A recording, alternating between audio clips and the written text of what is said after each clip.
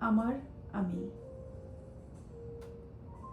আমি ভোরের নিস্তব্ধতায় একাকিত্ব সময়ে অলস ঘুমের ঘোরে জেগে জেগে খুঁজে ফিরি আমার গায়ের সূর্য ওঠার সোনালি সময়টুকু। আমি অশান্ত দুপুরের ক্লান্ত হাওয়ায় আজও খুঁজে ফিরি আমার গায়ের খেটে খাওয়া সেই সব মানুষদের। আমি এখনো সময়ে অসময়ে বসে ভাবি আমার গায়ের কিষানের কণ্ঠে গেয়ে যাওয়া সুরের মূর্ছনায় আকাশে বাতাসে ভেসে যাওয়া ভালো লাগার সেই সব আসরগুলো। আজও আমি গোধূলির আকাশে তাকিয়ে থাকি উদাস হয়ে মনমহুয়ার কাছে ছুটে চলা এই মনখানি উড়ে যাওয়া দেখে কত রং বাহারি পাখি আর প্রজাপতিদের পাখনা মেলা।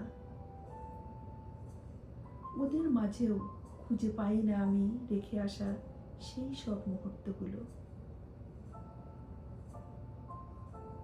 হেমন্তের গাংচিলের ঝাঁকের পিছে বহু দূরের সীমান্তের ওপারে রত্নস্নাতে গোধূলির প্রান্তশালার সেই নীলাদ্রি রূপম ভরা জল জল করা ভালো লাগার সেই আকাশখানি আজও আমি খুঁজে ফিরি।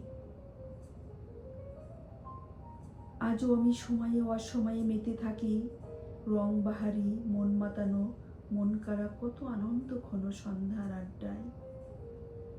তারপরও আমি খুঁজে ফিরি তন্ন তন্ন করে আমার গায়ের মেঠো পথে চলা ঘুমটা পড়া বধূর সারাদিন ক্লান্তির শেষে মলিন চোখের গভীর থেকে বেরিয়ে আসা এক টুকরো প্রাণ খোলা মন মাতানো হাসি খুশি মুখখানি।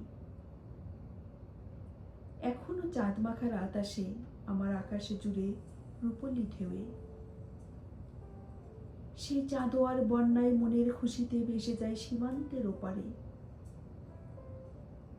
তবু আমি খুঁজে পাই না কোথাও মিঠো পথে একলা চলা আমার গায়ের সেই মেয়েটিকে। মেঠো পথ দিয়ে হেঁটে আসা ঝুমঝুমি নুপুরের তালের বাজনা খানি আজও আমার কানে বাজে।